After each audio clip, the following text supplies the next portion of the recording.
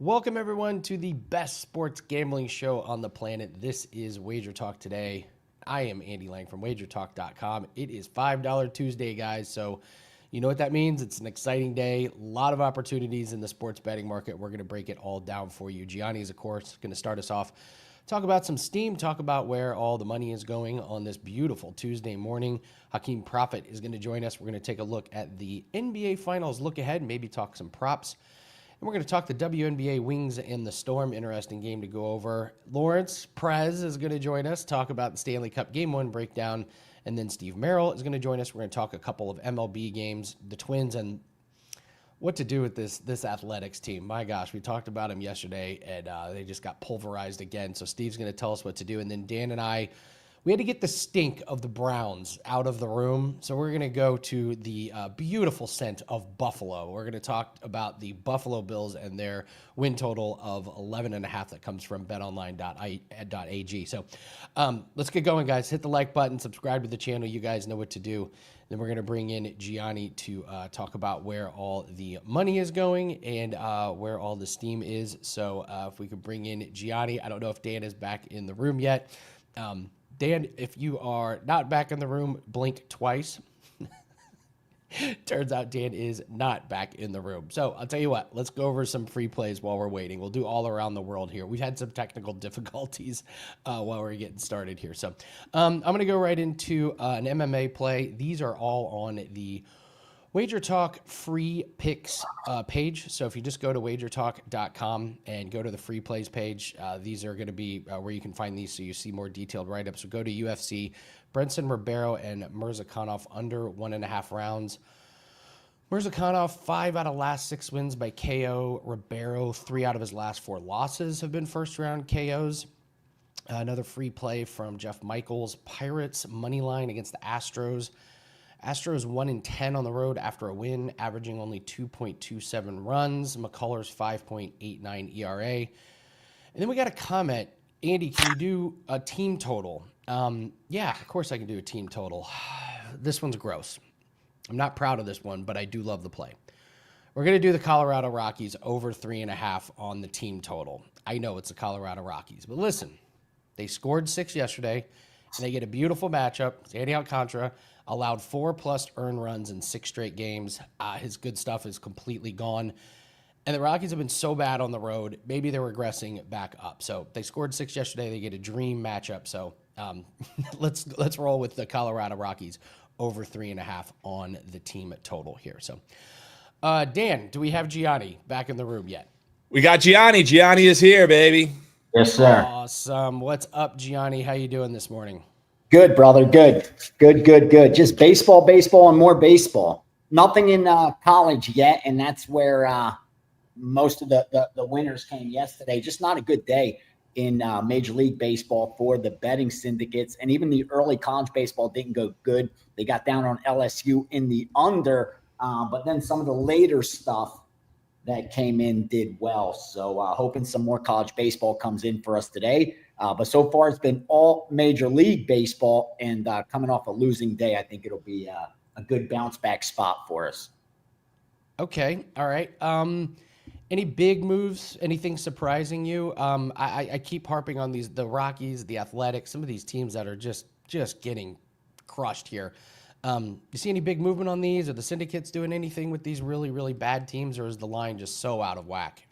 No, I mean, you're forced to almost bet those bad teams because of the line being so high and being like such a premium added to fade them. Because it's like regardless who they play, bettors are just lining up opposite those two teams. And how can you not? I mean, what is Colorado sitting at right now? They've won 10 out of 60 games. So that's what, 17% of their games. And if you bet $100 on them every game this season, you're down over 30 positions, over 3,000. So, I mean, again, the market's supposed to correct itself. And usually the baseball season's long enough for that to happen. But in the case of Colorado, they have to start winning games for that to be even a possibility. Because, again, they're already 60 games in. They've won well under 20% of their games. And it's just really rare you're going to have a team being that bad. I mean, just look at last season. What was the worst team? I'm looking right now. And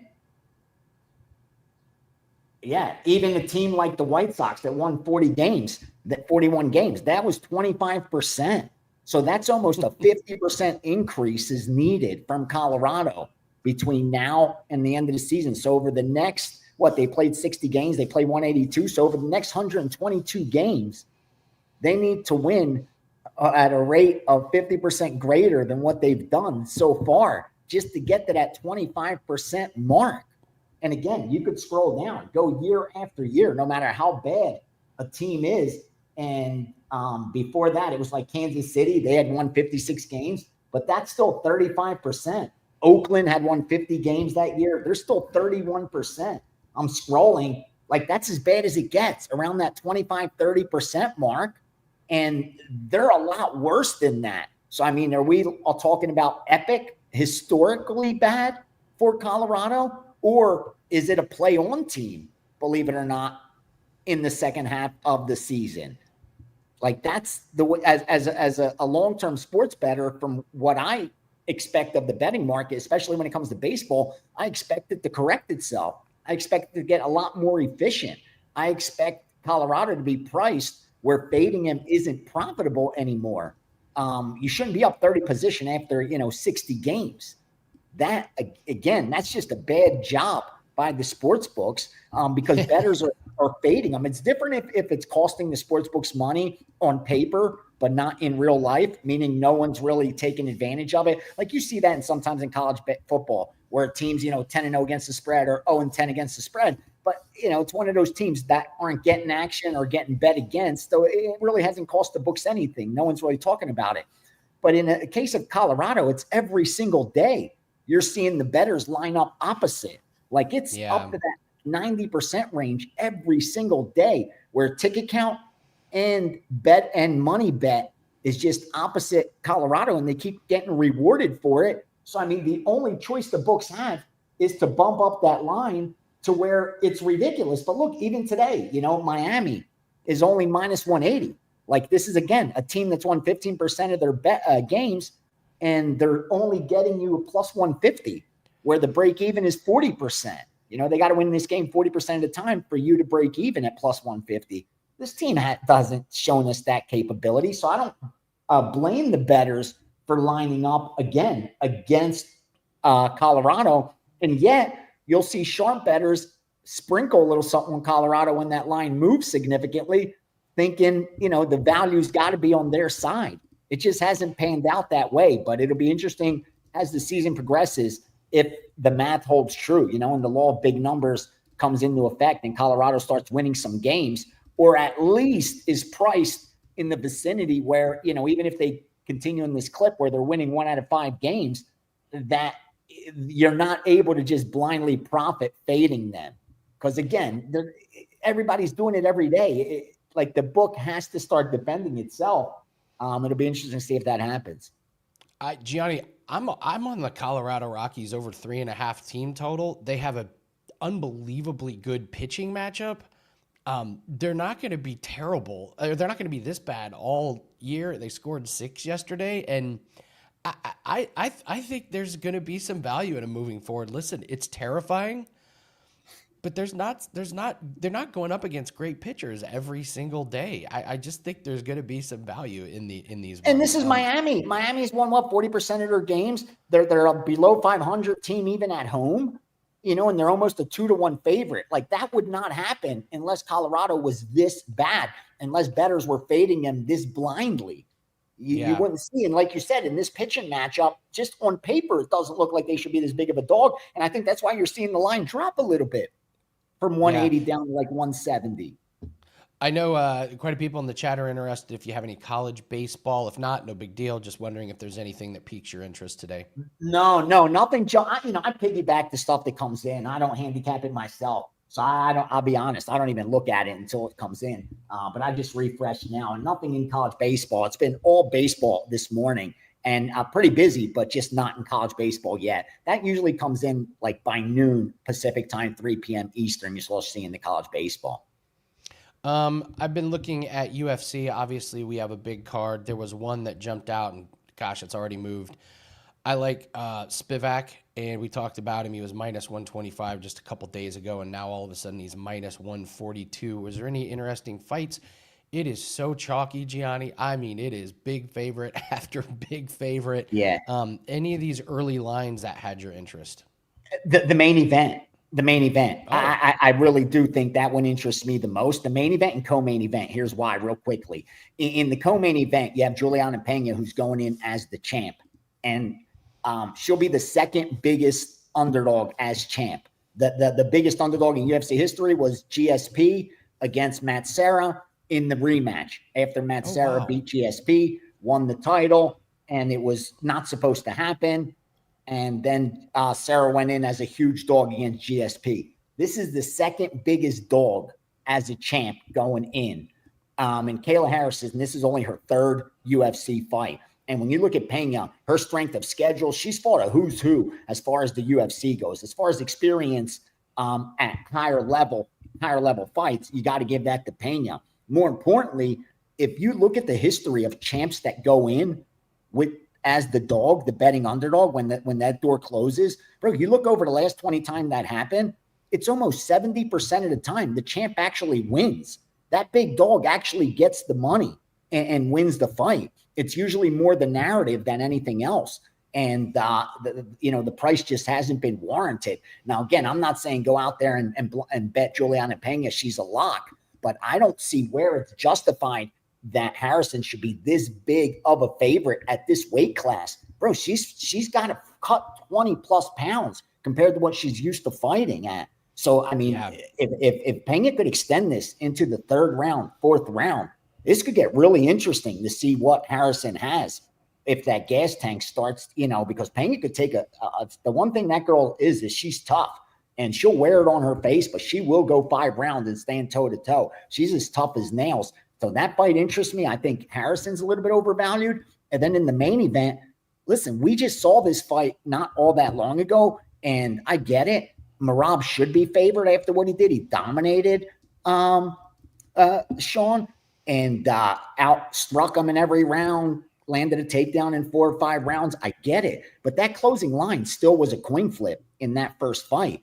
And even though Merab's stock should go a lot higher after beating Sean like that, it's the next fight also where his stock really went up. Because another situation where the champ went in as the dog. Merab, after beating O'Malley, went into the Umar fight as the underdog, a big underdog. And there's another, spot where the champ with the belt ended up winning the fight as the big dog. So I get it. His stock should rise. But where it sits right now, I don't think there's any value in betting Merab at all. I think you had a big window of opportunity to make a ton of money on an undervalued fighter. But eventually, like all markets, they correct themselves when they're efficient. And that's what we're looking at right now, where Merab's just such a huge favorite over O'Malley. Now, should he be able to take him down and control him like he did easily last time around? Probably. But what is he going to change up? Like when you pitch the perfect game, what are you really going to change up? You're going to go in there and want to do the exact same thing over again. It's O'Malley on the flip side that I think has the advantage there. He's got a lot to work on, that's for sure. And having not smoked weed anymore, no more social media, like you're hearing all the right things. And usually you'd be paying a premium for that. And it's noise. You can't really quantify it. So I would look to take advantage of it. Like, what does that mean? Who cares? But in this situation, I just don't think that's the way it's playing out. I just think that Merab's too big of a favorite at minus 300, where he's got to win the fight 3 out of 4 times just to break even. And I think there's some value on that dog as well. Again, when you're taking plus 200s, plus 400s, plus 500s, you got to be prepared to throw that ticket away. Like when you're taking a plus 400, you're going to throw that ticket away, 3 out of 4 times. Even when you're running hot, you'll have an edge, but you'll still toss it out 3 out of 4 times. Like most people aren't comfortable doing that. So I get it. I'm okay with that. I don't mind if I believe I'm getting the best of it. And I just think these are 2 favorites that are way overpriced. Again, probably should win the fights. Minus 300s, minus 600s usually do. But I just don't think either of those prices are warranted. Those jumped out at me immediately. Justin has a question about French Open plays. I'll go over a couple of these here real quick. I mean, there's nothing you can do with Andreeva at minus 800. Huge chalk early. I got to tell you, I don't trust Coco Gauff in the slightest. Anytime we get this late in the tournament and I can get someone like Madison Keys at plus 150, it has my interest. You go to the men's side, and again, Sinner, chalk. Carlos, chalk. Zverev and Djokovic, I don't find any value. I would lean Djokovic, but when we get this late in the tennis tournament, Gianni, and you bet tennis, as do I, we do all of our damage earlier in the rounds. This has not been a great French Open for us. We're going to close out a couple plays, and honestly, we're going to land basically at even for the tournament, which is a big disappointment for us. Once we get to this point, I stay away. I don't find any value in the lines. Justin, I really think you're kind of done betting this unless you can find some quirky props or something, Gianni. I don't know what your take on the French Open at this point. I agree. It's been one of those. I haven't seen a lot of sharp action at all. After, like you said, the early rounds, I didn't see anything at all. And that's just going to happen. Some tournaments, the way they play out. And you just see, some heavy chalk. And you don't even see really significant line movements. Most of the French Open line movements have just been towards the favorite. You know what I mean? They open minus 800. They close minus 1,200. It's been all in one direction. So, I mean, not really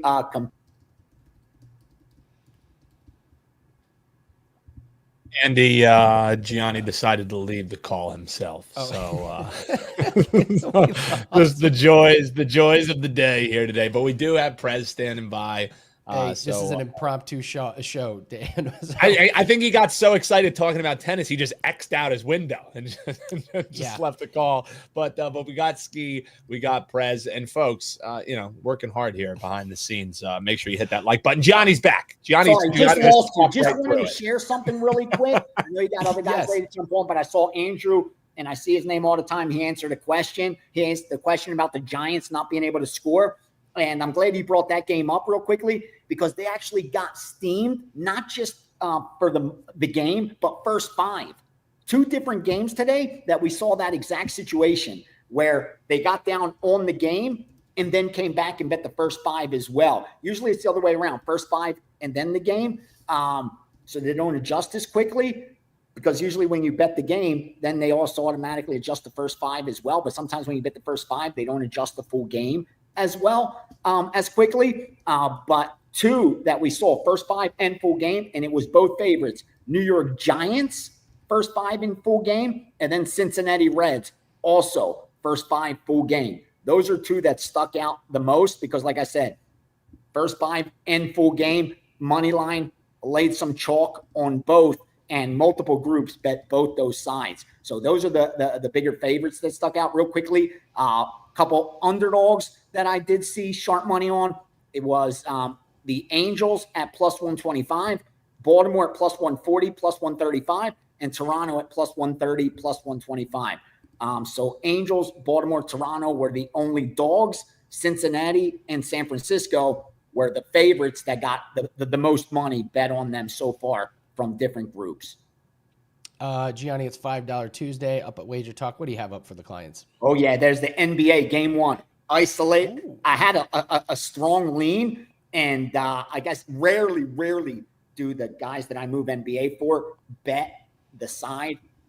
Usually it's a total if it's in the finals or the props, but I got confirmation on the side. So I said, perfect day. It's Tuesday. Won't be a 5%, but I'll fire a nice 4% on it. So I got a Game 1 up for you guys. That'll be up there all day today as for $5. And then I'm going to flip that package into an NBA package. So meaning if you buy it today for $5, tomorrow it'll be bumped up to like whatever it is, $29 because it's a 4% in play in there. But if the total comes in, if team totals come in, if first half play comes in, if props come in, they'll all go into that same package that you already bought today for $5. So if you're going to be betting Game 1 of the NBA and want to know what the sharp take is, that's up today at WagerTalk for $5. And any college baseball I get, there will be a free play. So if I get like 3 or 4 premium plays in college baseball today, make sure you go through, check my page once or twice today. I have been making them free plays on WagerTalk's free picks page. So make sure you check that out as well. And again, good luck the rest of the week. Thanks, Gianni. Love you as always, man. Thank you so much for taking time. Gianni The Greek, everyone. And yes, it is $5 Tuesday. Everyone at WagerTalk can put up a play for $5, and I love the special that we're running site-wide. We're doing a special here. Obviously, it's $5 Tuesday, and we know everyone wants to go try a bunch of handicappers, and you should. Try some handicappers. If you find one you vibe with, you find one that you really like, we're running a special for $11 per day for 7 days. So we're going to knock this down to $77 for a 7-day pass. 1 day is normally $39, so you can get 7 days for $11 per day. So try some handicappers out for $5, and if there's one that you really like, invest in them for 7 days and see if you got a good relationship going, see if we can help build your bankroll. So different people like different handicappers, and this is the perfect day to try out a handicapper. And then you take advantage of the 7 days for $77. So it's available for any and all handicappers, any and all sports. So whatever it takes to grab your guys' attention and make your guys' bankrolls bigger, that is what we're going to do. So take advantage of $5 Tuesday and then take advantage of the 7 days for $77. Myself, I have a team total in the WNBA that is up. I love it. We talked about the Colorado Rockies over the team total. That is a client play as well. So if you want a $5 play, we can show our stuff with team totals. It goes off in the WNBA tonight. Take advantage of that over at WagerTalk.com. Let's bring in Skee Profit. We're going to talk a little WNBA, but first we're going to talk NBA here. Skee, it's always kind of sad when the NBA season winds down. I am super excited because my Pacers somehow made it to the finals. I've said, I think they just get the honor of the ones getting waxed by the Oklahoma City Thunder. I don't know if it mattered who came out of the Knicks in the Pacers series, but listen, I don't know if you're going to talk me out of it. You're going to talk me off the ledge. If you're going to tell me I'm crazy and know the Pacers have a chance, but I'm interested in your thoughts. What do you make of the Pacers and the Thunder here in the NBA Finals? I think it would be a good series. A lot of people are not so happy with, the two teams that we have here, but the style of play is very fun to watch. It should, make for some high-scoring games, up-tempo, high-scoring games. But I'll start off and say I'm not sure that happens. I'm not sure it happens in the first one out the gate. I mean, we do have an OKC team that's had a week off. Pacers also have, I think, 4 days off. You could always come out the gate and see that rest for both of these teams. Also, Thunder, number one defensive team, as much pace, as good of an offensive team as the Thunder are, as the Pacers are, the Thunder can still slow them down. So I looked at NBA Finals over the past 20 years. The first half specifically is 60% to the under. 18-4 over the last 24 finals games. And if you look at the first 4 games, it's even higher, like a little bit above 63%. So I could very well see the start of this series be a little bit slower than everybody expects. I know the market has already pushed it up from 229.5 to 231, but that's first half specifically, I think, is an under. So that's my initial thought in this game. Any props that you're looking at? Series props, game one props, anything jump off the page for you? Well, I'm still going to think a little bit more about props, but what I will say is there's a couple guys I would expect to have success. I mean, I think the bigs for OKC could really take advantage here. Maybe you look at Chet on the rebounds, Chet on double-double. I think he's a guy who's a mismatch problem and sees a lot of minutes and should get those rebounds. So Pacers, not the best rebounding team. That's kind of a guy I'm looking at. SGA, I felt in this, when you bet the first game, a lot of it is how you expect the game to go matchup-wise. Like, my thought would be the Pacers try their best to get the ball out of his hands. His assist prop was 6.5. I'm pretty sure he's had 8 both times he's played the Pacers. Especially at home where the role players shoot a little better, I can see him dishing it to some of those guys, knocking down some threes and getting him to his assist prop. So whether it's Chet double-double, Chet rebounds, SGA assists, those are guys that I'm looking towards as far as props. I talked about. I think the Thunder minus 2.5 on the games. I don't know, Skee. Do you think? And that's a Pacer fan right there. I just know my team. I did a breakdown video on this entire series for some series props and Skee. Tell me if I'm wrong here. I look at the Pacers. I just say the Thunder are a better version. We have Halliburton, top 15 player. They have SGA, top 2. We have Miles Turner. They have Chet and Hartenstein. We have a good bench. They have a good bench. We have Neesmith, who's now a little banged up. They have Dort.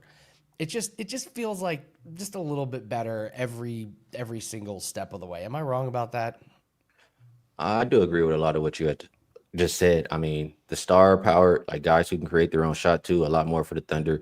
I think the biggest difference for me is just the defense. Like we don't think of Indiana as a defensive team at all, even though they play some better defense in these playoffs. But the Thunder, that's part of their reputation. So I think it does play a part.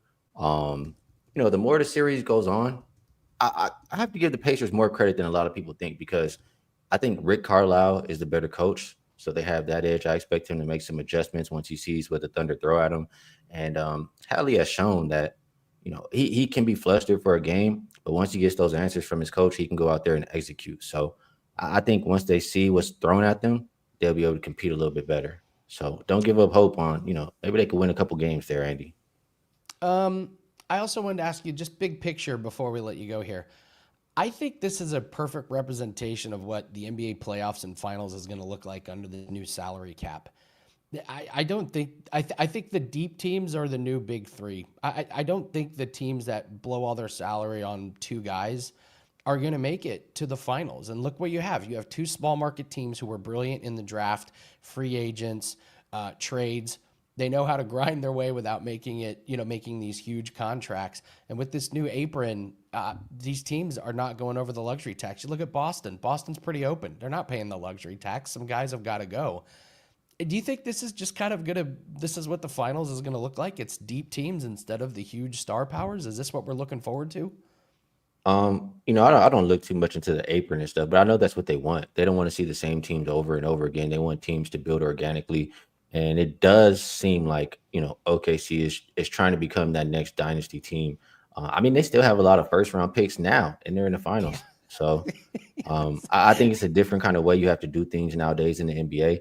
And these two young teams are, showing you an example right there. So I do want to take a second to shout out some people from the chat. See a lot of good stuff coming in. Sean Michaels, he's asking if I can play the piano. My grandma had a piano in her house. I can play a little something. I know a couple things. So he also gave me some credit for WNBA. I have won 5 out of the last 6. So he said, I'm helping him out. Love to hear that. And there was one more. Shout out to Marcellus. He's coming over from my guy Sausage channel. I appreciate you tapping in. All right, let's talk about the WNBA. Dan, do we have the graphic? We're going to talk about the I lost my train of thought here. Wings and the Storm here. Talk about teams going in the wrong direction here, Skee. The Wings 1 win this season against lowly Connecticut. The Storm 3 straight losses. How do you break this game down tonight? Yeah, this one is already moving. 8.5 to 10.5 on the Storm. And I have to agree. I don't think of I think you might have to pay a premium to fade the Wings in this situation is kind of what I'm looking at. But I still think the Storm can do it. This Wings team just has too much wrong going on. We'll start off and say they're missing 2 point guards, Paige Beckers, Ty Harris. Now you're relying on Arike, who she doesn't want to pass the ball. All she want to do is jack up shots. It's been that way for years. You see all the great players who've left her are so happy to be somewhere else and being successful.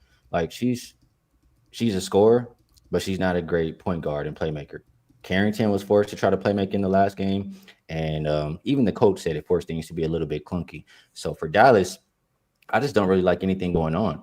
They even asked the coach, what can they do better, to get on the same track? And he says, we just have to kind of try to start liking each other in the locker room. Like it's not good vibes over there in Dallas. Enrique went out, and I think they should get her out. On the Storm side, this is a team that has high expectations. They've won 3 straight, and now they've lost 3 straight. So that's just a situation where you're extremely motivated. It's also, when we have June here's the Commissioner's Cup, these games matter a lot for point differential. So the Storm defense can really smother this Dallas team with no point guards. The Wings defense is absolutely terrible. They've been terrible for years, haven't gotten any better. And they just lost to the Sky who can't beat anybody. They lost to them by 11. So double digits for the Storm at home, not a big ask. Yeah. So we got some good action today. One of the funniest things, Skee, is I buy League Pass, so I can watch all the NBA games and the WNBA games. And who are the two teams that they won't let me watch? Pacers and the Fever, my hometown Oh my teams. God. I'm, Wow. s- I'm surprised. e- Well, Fever have a Even lot of on the national road. TV games at least. Maybe you can catch It those. is true. I can watch, but in the regular season, when the Fever are not on national TV, blacked out. Even when they're on the road, That sucks. kind Yeah. of nonsense is this? So, They do that for yeah, me for the Aces. So, isn't don't it feel like it's terrible? only you. Oh, it's brutal. So Skee, listen, you were one of the first ones here on the website, you and Ronald, to embrace WNBA, and thank you for doing that so much. You guys are reaping the rewards because now there's more eyeballs on it, and you guys were one of the first ones to do it. So, shout out to you, and it's $5 Tuesday. Tell everyone what you have up at Wager Talk. Yeah, appreciate that. For $5 Tuesday, we have cash 5 of our last 6 in the W. I do have a best bet up and available. One I like quite a bit. Situation I think is backed by it's a 5-0 league wide situation going back I think 10 years or so. So that is up for $5 Tuesday. And also, if you guys want to get ahead, I mean, I've already posted my 5% NBA best bet for game one. And on sides, these 5% plays, I know we've hit at least 3 in a row. And I really, really love this one. So if you want to be involved with whatever I have going, wt.buzz/HP. Appreciate you for having me. Love it, Skee. Can't wait to have you on next week to see how the Pacers and Thunder are going. Don't forget to get $5 Tuesday. Skee's play is up. My play is up. And of course, my good friend Prez has a play up. So let's bring in Prez.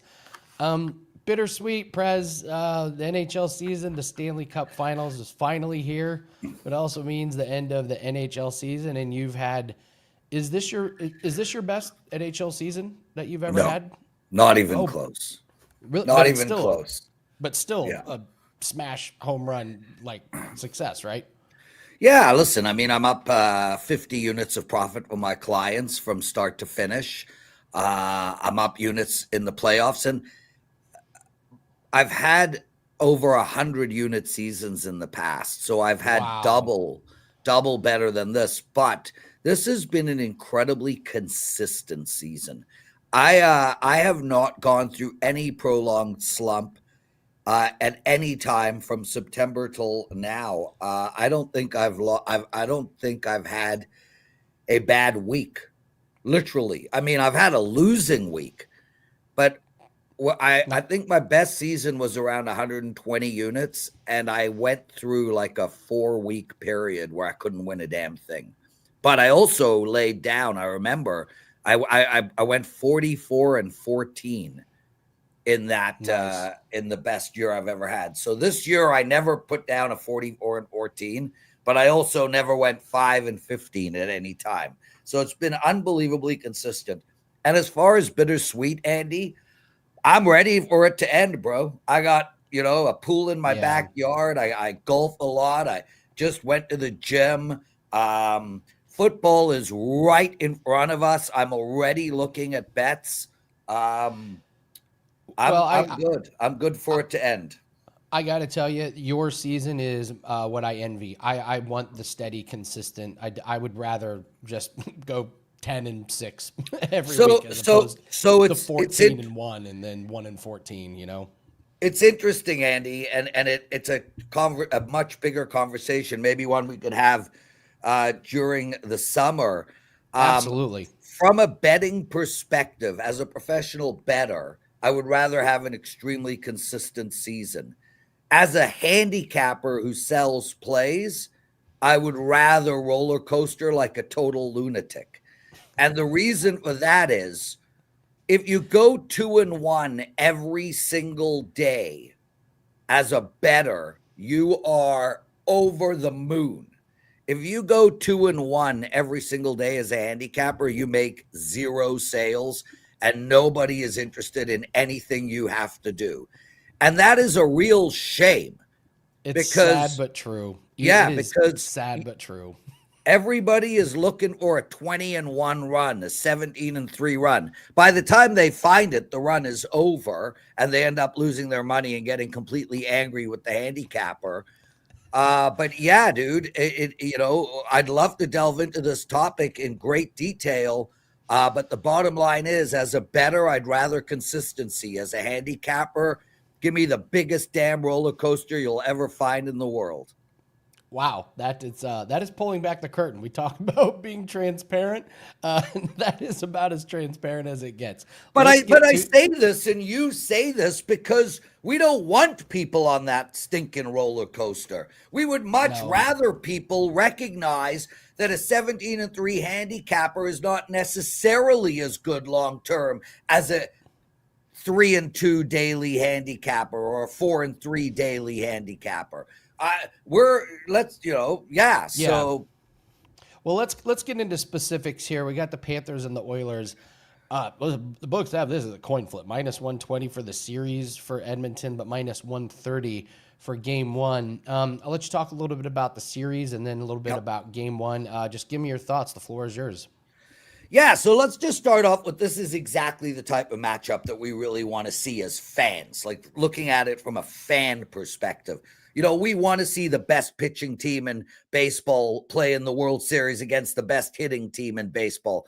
How boring would it be watching the two best pitching teams in baseball play? You know, we got OKC, maybe top 5, 10 and defensive team in history. That's how good OKC is defensively, playing an Indiana team that's lights out offensively. What a fun matchup. What pace is going to win? Who's going to dictate the game? Here we are with the exact same scenario. How lucky for NBA fans, how lucky for NHL fans that we're getting this paradox, this dichotomy. It makes it fascinating and interesting. Florida is an old school hockey team. They're big, they're bruising, they want to hurt people. They want to clog the crease. They want to back check and forecheck. They play what is called north-south hockey, dump and chase, checking, bruising hockey. They're playing the Edmonton Oilers, who are playing this new style of hockey, this more Vegas, Colorado style, 5-man units, triangular offenses, east-south, cycling, speed, space. Just a glorious matchup. Which side is going to win? Which school of thought is going to win? Well, last year we had Florida go out 3-0 to start, and then Edmonton won 3 straight, and it gets to game 7. What is going to happen this year? I think we're going to see the opposite, although I don't think Edmonton is going to get out to a 3-0 start. I think this is Edmonton's year to win this series. We saw Florida 2 years ago make the Stanley Cup and lose in the finals to Vegas. Now, that last year we saw Edmonton make the Stanley Cup, lose the finals to Florida. The time Tampa Bay won the Stanley Cup, they got to the finals the year before. When Vegas won the Stanley Cup, they had been to the finals the year before. This just reeks of Edmonton. And it's Connor's time now, from my perspective. I don't think this Florida team is as good as last year's Florida team. I think this Florida team had a much easier path to the Stanley Cup Finals than this Edmonton team. Edmonton played the LA Kings, number 2 defensive team in all of hockey. Then they played Vegas, number 3 defensive team in all of hockey. Then they played Dallas, number 5 defensive team in all of hockey. They averaged 4 goals a game. They basically played the best defensive teams in all of hockey. They averaged 4 goals a game. What, is Florida all of a sudden going to stop them? No. You have a Florida team that is a defensive juggernaut, just like those other teams. They are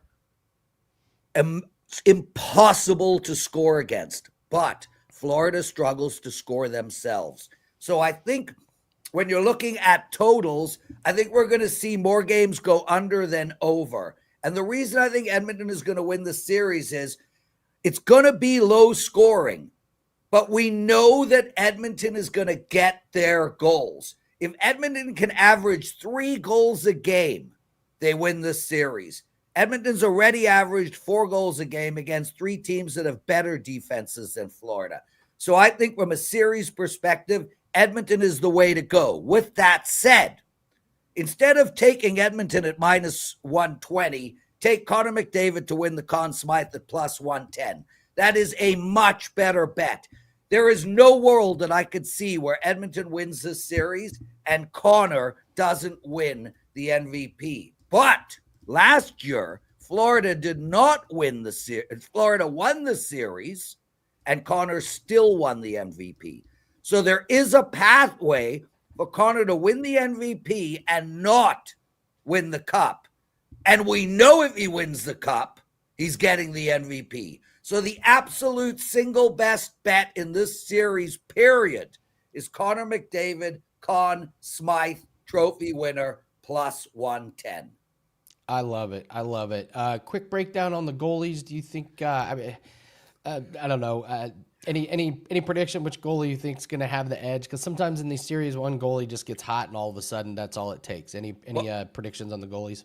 Well, listen, a super interesting question because Skinner is so weird. Like, it's like it's like you have a guy who it's almost Dominic Hasek like, you know, you're always out of position, but you keep making the saves, you know, like nothing looks right about Stuart Skinner. And yet, look, here he is. And Andy, this guy has been a rock since he came back. I mean, shutouts, 1 goal, 2 goals. There has not been a blowout game against him yet since he came back. Bobo's the best goalie of the two by far, but that doesn't mean he's going to have the best statistics. He's better technically. He's better on rebound control. He's better position-wise. But the bottom line is, statistically, in the last 8-9 games, Stuart Skinner is matching him head-to-head. The difference is not going to be between goaltenders, Andy. The difference is going to be the fact that Florida will not have as many open net chances, in the sense that when Florida has chances, Stuart Skinner will be in position. They might get it over his shoulder. They might get it under his arm and score. But man, Bobo is going to have to stand on his freaking head to keep Connor and Leon from scoring, whereas Stuart Skinner just needs to stand still and hope. So it's not so well. Does that make sense? It's so well said. It's like Skinner with a miracle save, and it's like, well, if he was in position, it's a basic save. Yeah. He didn't need to reach all the way across, but he was out of position. That's a great breakdown. You can get all of Lawrence's plays at WagerTalk. That's our number 1 NHL handicapper this year, guys. Really, really good season. Very, very consistent. What do you have up on $5 Tuesday, Lawrence? Yeah, thanks for asking, brother. I got a play on game 1. In the NHL, and I'm actually going to throw a bunch of bets into my $5 package. So if you buy my $5 package, you will literally get who I think is going to win game 1. You will get who I think you should take in the total for game 1. You will get my series pick, which you already have. You will get my MVP pick, which you already have. So I am going to kind of load up this $5 package, if you will. There's only one official bet in there, but I will give you thoughts on a whole bunch in regards to the NHL. I'm excited, Andy. I'm looking forward to it to start. I'm looking forward for it to end. I have no idea why the NBA and the NHL have such a big gap. I don't understand why we're not talking about game 3 at this particular moment in time. You're all good, brother. Thank you so much for joining us. Good luck to finish the season strong. Lawrence Presman, one of my best friends. Thank you so much. Have a great day. All right, we're going to bring in Steve Merril real quick, guys. It is $5 Tuesday. We mentioned our special earlier that we have 7 days for $77. Perfect day. Try out a bunch of $5 plays. We know you want to try not 1, not 2, not 3. You know, do the Miami Heat thing. Pick a handicap that you really like. You like the write-up. You like the result, and then try a 7-day pass for only $77. 1 day is normally $39. We're going to mark this down to $11 per day. This is what $5 Tuesday is all about. Trying to get you hooked up with a handicapper that you feel really, really comfortable with. So take advantage of that. Everyone has a $5 play up. Mine is in the WNBA. We're going to do a team total. We've been talking about team totals all week. Inside that play, you're going to find a special for team totals for the next month, knocked down to $149. But most importantly, just try these plays and make sure we're betting responsibly. We don't need half of our bankroll in play on it Tuesday. But let's bring in Steve Merril. We got to talk some MLB. And Steve, the good news is Prez's non-existent 5% play did not lose, if you remember that. So it's good news for Prez that his 5% non-existent play did not lose. How are you today, Steve? Doing well, and I want credit for that. I predicted that would happen, and I'm going to stand up a little taller because of that, because this non-existent 5%er did not win or lose. It was a push. It was a kiss your sister. Nobody loves to kiss their sister more than Lawrence Pressman. We got to talk some baseball here. And Steve, we talked yesterday, myself and Mark Zeno, about these poor Athletics team. They don't have a home, and then they gave up 39 runs to the Blue Jays in 4 games, and they gave out 10 more last night. So that's 49 runs they've given up in the last 5 games. They're playing the Twins today. I don't know. Can you make a case for this poor Athletics team right now? How do you break down Twins and Athletics? They're so bad, Andy Lang, that nobody wants to be the starting pitcher tonight. That's how bad they are. They don't even have a pitcher listed. Undecided. They don't even have a pitcher. They don't have a city. They don't have a pitcher. Oh. I'm going to get my soapbox real quick. This is my hot take for Tuesday, WagerTalk Today. It's ridiculous that they're not the Sacramento A's. This isn't like a 2-month stint in Sacramento. It's not even a 1-year stint. It's not even a 2-year stint. It's a minimum 3-year stint. And I say minimum because opening day is supposed to be April 2028 in Las Vegas.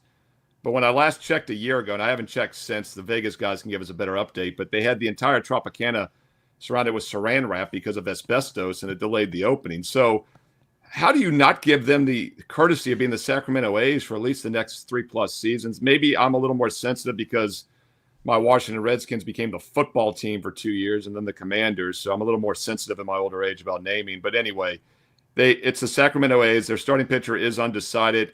Minnesota's going with Lopez, who's having a pretty good season. And Oakland has struggled. Whatever. I'm calling them Oakland until they're Vegas. The A's have struggled against Lopez, at least the current lineup. With that said, though, over is the only way I would play this game. It's the highest total on the board tonight at 10 to the over. It opened 9.5. It's been bumped up higher. We always look to play the highest totals over in any sport, and I think this one makes sense.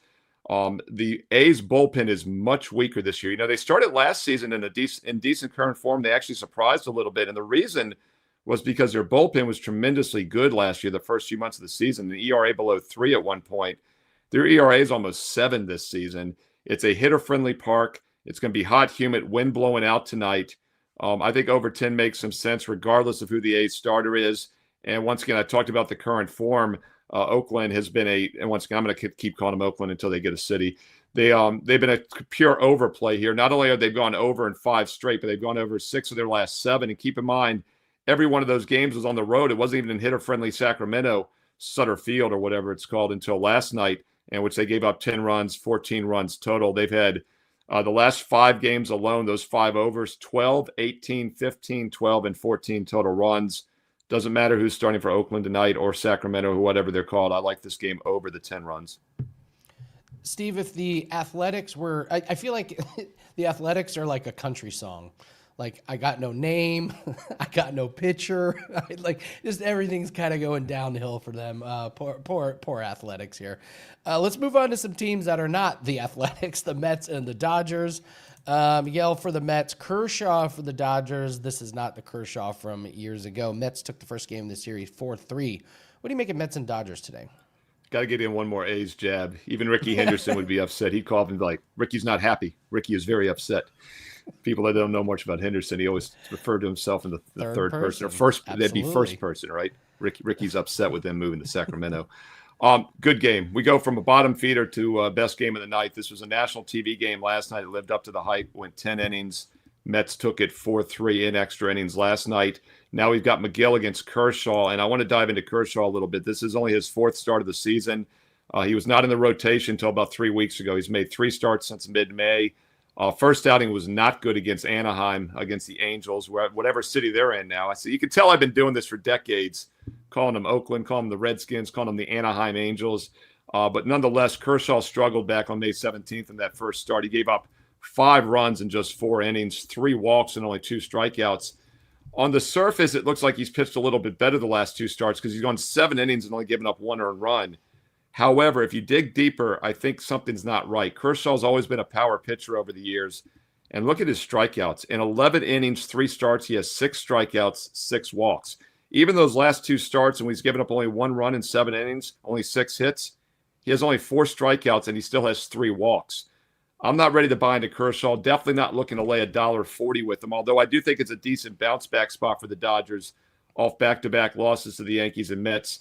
I'd prefer to look at the total in this one.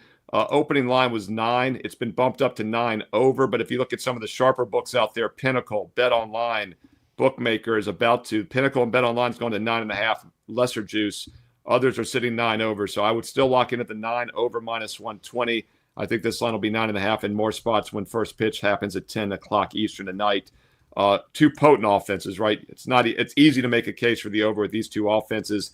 And if Kershaw's not quite there, which I'm not sure he is, I think there's some runs. And this is a very reasonable total. 9's a key number, though. I like 9 over minus 120 tonight between the Dodgers and Mets. Love it, Steve Merril. It's $5 Tuesday. Surely you have something up. Tell everyone what you have. And tell us about some videos. We're kind of closing down on the end of the season. You always have videos up. What do you have up on the YouTube channel? Andy, I told you last week, stop calling me Shirley. But yes, it is $5 Tuesday, and it is, of course, $5 Abe Lincoln Day. And that's a great deal. You get my top baseball best bet tonight for just $5. That's an instant 80% discount. It's normally $25 a play. But as nice as $5 Tuesday is, I have an even better offer, which also expires tonight at midnight, and that is a 30-day baseball special for less than $5 a day for everything. And I average 1 to 3 best bets per day, which means it's going to work out to about $2 to $3 per play for the next month. You got to use promo code PITCH30, though. It's on my homepage, full details. 30-day baseball package, get it down to just $149. That's less than $5 a day with promo code PITCH30. Also, check out the daily free plays. My last cut goes up as a free play every day on my page. And also, don't forget, my NBA playoff Game 1 Finals video will be up later tonight on Tuesday. We're going to record it this afternoon, nice, early, and in advance for you. I've done every NBA playoff game every day this postseason, and I'll continue to do so through the NBA Finals. So check out Game 1 Thunder Pacers as well. Full breakdown here on WagerTalk TV later tonight. Yet another reason to click subscribe and click that bell for an instant alert so you never miss out on these free play videos right here on WagerTalk TV. Steve Merril, the content king, thank you so much. Good luck on $5 Tuesday. Can't wait to do it again. All right, guys, we're winding down the show. We did the Cleveland Browns yesterday, so we need to bring in a good team. So Dan and I are going to break down Buffalo. But real quick, Dan, your thoughts on Saquon and the backwards hurdle being the cover of Madden? As an Eagles fan, excited? Not excited? No. I think with the number one, Madden, they just repurpose the same exact game every single year and then just stomp on it and make you pay $75 for it. So you've been playing the same exact Madden since about like 2015. So Madden just in and of itself is ridiculous. The other thing is, Andy, our first time that we talked any season win totals, I told you under on the Philadelphia Eagles. Now knowing that Saquon Barkley will be afflicted by the Madden curse, I feel much even better about my under 11.5 wins because they'll probably be without their running back at some point because he's now cursed by Madden. So no, I could care less who's the cover athlete. All I want every year is for it not to be one of my players because whether it's true or not, you don't want to be attached to a curse, Andy. And absolutely. And could he break it? Sure, maybe. But yeah, forget about it. Not excited even a little. All right, chat. Leave us in the comment section. Leave us in the chat. Buffalo Bills. We're getting these lines off of betonline.ag. The great Dave Mason and his crew have Buffalo Bills 11.5. They were 13-4 last year, 8th rated offense, 27th rated defense.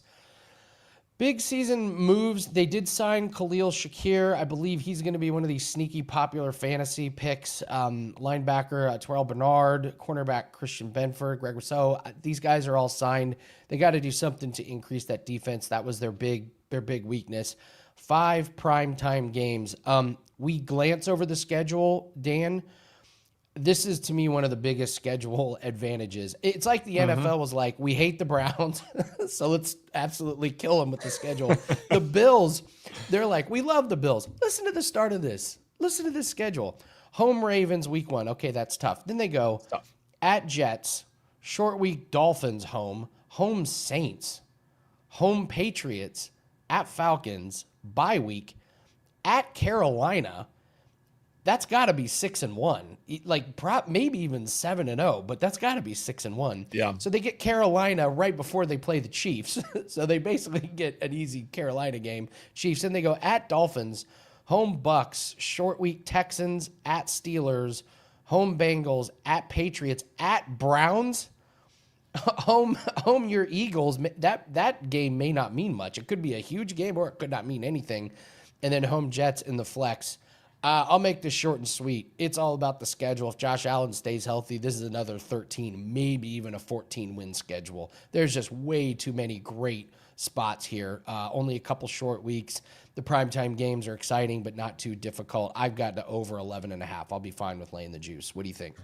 Yeah, well, Andy, if you're just going by history, 5 straight seasons, the Buffalo Bills have flip-flopped exactly 13 wins and exactly 11 wins. So you said at the top, they had 13 wins last year. So if you're just going by history, lock in that they have 11 wins. Of course, tongue-in-cheek there. But, yeah, you touched upon it. And on our opening line report that you can see right here on the channel. And, folks, if you haven't already on this show, hit that like button. I mean, come on. You got UFC nuggets. They were talking tennis. They were giving you free plays in MLB, NBA, and NHL. Folks, it takes you a second. Hit that like button, please. The content we're bringing you is free here. We're giving out $5 best bets too over at the site. So please, folks, hit that like button if you haven't already subscribed. That's all we ask you to do for dropping these nuggets for you. But going back to what they said on opening line report, Andy, Teddy has this tabbed according to the strength of schedule, the numbers that he looks at,